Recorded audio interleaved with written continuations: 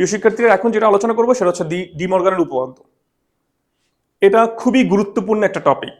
আমরা তৃতীয় অধ্যায়ের বিভিন্ন সরলীকরণ আছে, বিভিন্ন ইকুয়েশন দেওয়া থাকে, সেগুলোকে ছোট করতে হয়, সরলীকরণ করতে হয়। এটার জন্য ডি মর্গান উপপাদ্যটা খুবই গুরুত্বপূর্ণ। এছাড়া ইউনিভার্সাল গেট আছে, ন্যান্ড এবং নর ইউনিভার্সাল গেট কেন, এটা প্রমাণ করতে গেলেও এই জিনিসটা লাগবে।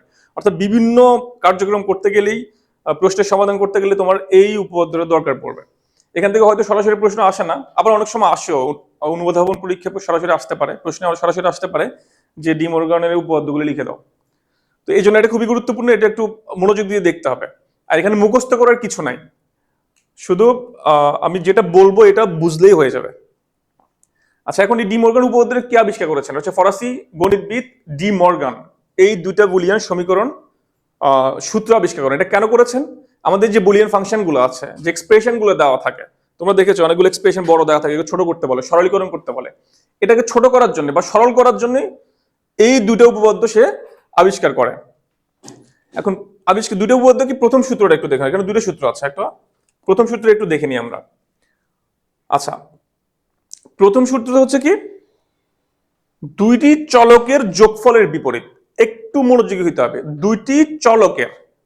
দুইটি চলকের যোগফলের বিপরীত দুটি বিপরীত চলকের গুণফল। ব্যাপারটা একটু জটিল মনে হচ্ছে না? চলক মানে কেন, চলক মানে কি সেটা বলি। চলক মানে হচ্ছে ভেরিয়েবল। তোমরা যখন পঞ্চম অধ্যায় পড়বা, প্রোগ্রামিং যখন পড়বা, তখন এখানে ভেরিয়েবল আছে। ভেরিয়েবল মানে হচ্ছে চলক। ভেরিয়েবল মানে পরিবর্তন হইতে পারে। এখানে যে আমি এ দিয়েছি, এটা এক্স ও হইতে পারে, জেড ও হইতে পারে, যে কোনো লেটার থাকতে পারে। এই জন্য এটা পরিবর্তনশীল, এটা এই জন্য চলক বলেছে। আচ্ছা, এখন সূত্রে যাই। সূত্রে বলেছে কি, দুটি চলকের যোগফলের বিপরীত। তাহলে দুটি চলক আমি প্রথমে লিখে ফেলি। দেখো, এটা প্রথম দুটি চলক হচ্ছে কি, এখানে এবি আছে, তাহলে লিখলাম। বলেছে কি, দুটি চলকের যোগফলের বিপরীত। তাহলে দুটি চলকের যোগফল প্রথমে লিখি। যোগফল হচ্ছে এই একটা চলক, বি একটা চলক, তাহলে দুটি চলকের যোগফল। আচ্ছা, দুটি চলকের যোগফল হলো এ প্লাস বি। এখন বলেছে দুটি চলকের যোগফলের বিপরীত, তাহলে এটা হচ্ছে যোগফলের বিপরীত। এটা আবার এরকমও থাকতে পারে, এ প্লাস বি, এরকমও থাকতে পারে, আবার এরকমও থাকতে পারে। এটা এর আগে আমি দেখিয়েছি তোমাদেরকে। তাহলে বলি দুটি চলকের যোগফলের বিপরীত হয়েছে। পরে বলেছে কি, দুটি বিপরীত চলকের গুণফল। দুটি বিপরীত, তাহলে দুটি বিপরীত হচ্ছে, একটা চলক হচ্ছে এটা, বিপরীত চলকের গুণফল। তাহলে এ একটা চলক, এটা বিপরীত হচ্ছে এ নট, আর একটা হচ্ছে কি বি একটা চলক, এটার বিপরীত হচ্ছে কি বি নট, এটার গুণফল। তাহলে এ আর বি গুণ করলে কি হয়, এ বি। তাহলে এ নট বি। আমি আবার বলতেছি, সূত্রটা কি ছিল? দুটি চলকের যোগফলের বিপরীত সমান কি দুটি বিপরীত চলকের গুণফল। এটা বলে নাই যে দুটি চলকের বিপরীত, দুটি বিপরীত চলকের গুণফল। দুটি বিপরীত অর্থাৎ প্রথমে বিপরীত করতে হবে, তারপর এটা গুণ করতে হবে। আচ্ছা, আশা করছি এটা ক্লিয়ার তোমাদের। এরপরের সূত্রটা হচ্ছে কি, এগুলো আমরা প্রমাণ দেব একটু পরে। এরপরের সূত্রটা হচ্ছে, এটা একটু মুছে ফেলি। আচ্ছা, দ্বিতীয় সূত্র কি বলেছে? দ্বিতীয় সূত্র বলেছে দুটি চলকের গুণফলের বিপরীত। তাহলে প্রথমে দুটি চলক আমি লিখি, আরেকটা চলক হচ্ছে বি। তাহলে এ বি এর গুণফল কি, এ বি না? দুটি চলকের গুণফলের বিপরীত, তাহলে গুণফলের বিপরীত। দুটি বিপরীত চলকের যোগফল, তার বিপরীত চলক কি আছে? বিপরীত চলক আছে এ, আর একটা বিপরীত চলক আছে কি বিপরীত চলক আছে কি এ নট। বিপরীত চলক, নট চলক, বিপরীত চলক। তাহলে এ নট বি নট, এবং বলেছে কি বিপরীত চলকের যোগফল। তাহলে বিপরীত চলকের যোগফল লিখে ফেললাম। এখন দেখো, পরবর্তী স্লাইডে যাই। এখন তখন চলক ছিল কয়টা? চলক ছিল দুইটা। এখন চলক কত আছে? এখানে তিনটা। তাহলে এখন যদি আমি লিখি উপপাদ্যের ক্ষেত্রে, প্রথমে কি ছিল? প্রথম উপপাদ্য লিখেছিল এ প্লাস বি প্লাস সি। তখন ছিল কি, দুটি চলকের যোগফলের বিপরীত ছিল, দুটি চলকের যোগফলের বিপরীত। এখন এখানে আছে তিনটি চলকের যোগফলের বিপরীত। তাহলে তিনটি চলকের যোগফলের বিপরীত, এটাকে চাইলে আমি এভাবে লিখতে পারি। এটা কি ছিল? তিনটি চলকের যোগফলের বিপরীত। আগেরটা ছিল দুটি চলকের যোগফলের বিপরীত। তাহলে এখানে আছে তিনটি চলকের যোগফলের বিপরীত। হবে কি, ইকুয়াল কি হবে? তিনটি বিপরীত চলকের গুণফল। তাহলে তিনটি বিপরীত চলক কি আছে?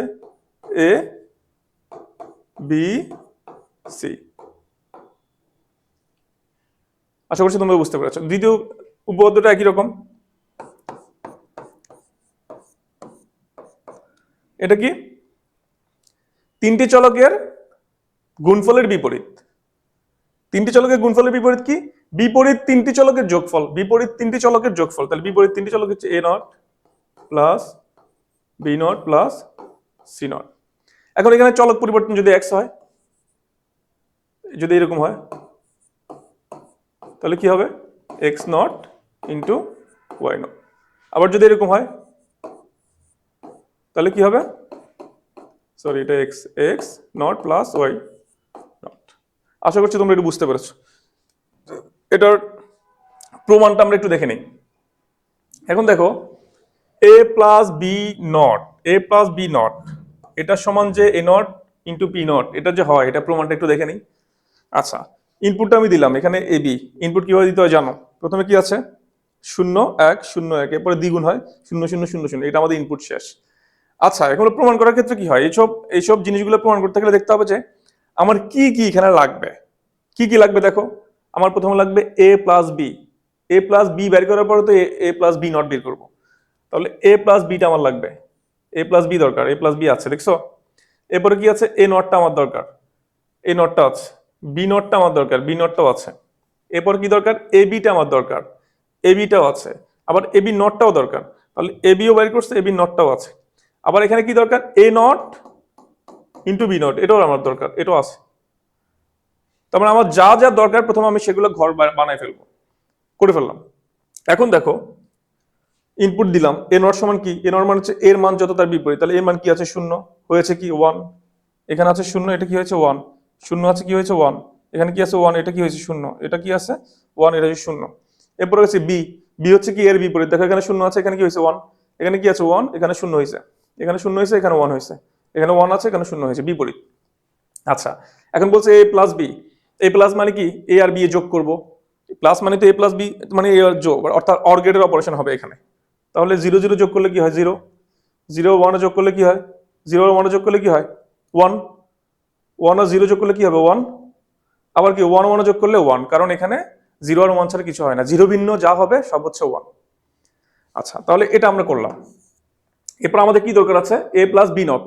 এ প্লাস বি নট মানে কি? এ প্লাস বি যেটা পাবো তার বিপরীতটা হচ্ছে এ প্লাস বি নট। তাহলে এ প্লাস বি পেলাম কি? 0 1 1 1। তাহলে এর বিপরীত কি হবে? 0 এর জায়গায় 1, 1 এর জায়গায় 0, এটা লিখলাম।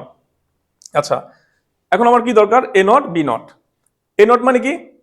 এ not into B not, A not into B not. তাহলে এখানে দেখো আমার এ নটের ভ্যালু আছে এখানে, বি নটের ভ্যালু হচ্ছে এখানে। তাহলে এই দুটো যদি আমি গুণ করি, 1 1 এ গুণ করলে কি হবে? 1 1 0 গুণ করলে কি হবে? 0 0 1 গুণ করলে কি হবে? 0 0 0 গুণ করলে কি হবে? 0 0 0 0 গুণ করলে কি হবে? 0 0 0 গুণ করলে কি হবে? এই যে 0 0 পাইলাম। তাহলে এখানে দেখো এ প্লাস বি আমি যেটা লিখছিলাম, A plus B not, A plus B not সমান হচ্ছে কি? A not into B not. তাহলে এ প্লাস বি নট এটা সমান A not into B not. দুইটা সমান আছে কিনা দেখো তো, এই যে এই দুইটার ভ্যালু দেখো কত সমান আছে কিনা। 1 1 সবগুলো 0 0, তার মানে ঠিক আছে। তার মানে উভয় পক্ষ, ডান পক্ষ বাম পক্ষ মিলছে, তার মানে ঠিক আছে।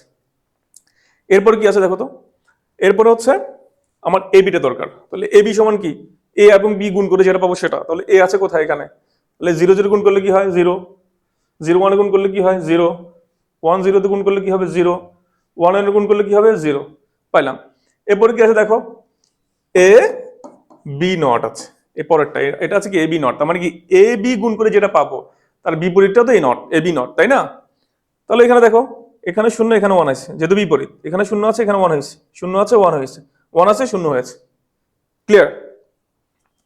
আচ্ছা, এরপরে কি আছে দেখো, এ নট প্লাস বি নট। তাহলে আমার এ নটটা আছে দেখো, এই যে এখানে এ নট। এরপরে কি আছে? B not. এই বি নটটা এখানে আছে। তাহলে এই দুটো যোগ করি, যোগ করার পরে কি হবে? 1 1 যোগ করলে কি হবে? 1 1 0 যোগ করলে কি হবে? 1 0 1 যোগ করলে কি হবে? 0 0 0 যোগ করলে হবে 0। সরি। আচ্ছা, তাহলে দেখো এখন এটার ভ্যালু আসছে এটা, এটা ভ্যালু আসছে এটা, তাহলে দুইটা একই রকম না? একই রকম। তাহলে দেখো এটা সমান এটা প্রমাণিত। আশা করছি তোমরা এটা বুঝতে পেরেছো। তাহলে এটা ছিল আমাদের ডিমর্গান উপপাদ্য, এবং এটা খুবই গুরুত্বপূর্ণ। এটা মুখস্থ করে ফেলতে হবে, এই দুটো সূত্র মুখস্থ করে ফেলতে হবে। ক্যালকুলেশন করতে গেলে আমরা যদি সরলীকরণ করতে যাই, এই দুইটা জিনিস তোমার খুবই গুরুত্বপূর্ণ, এটা মনে রাখতে হবে। আচ্ছা, থ্যাংক ইউ।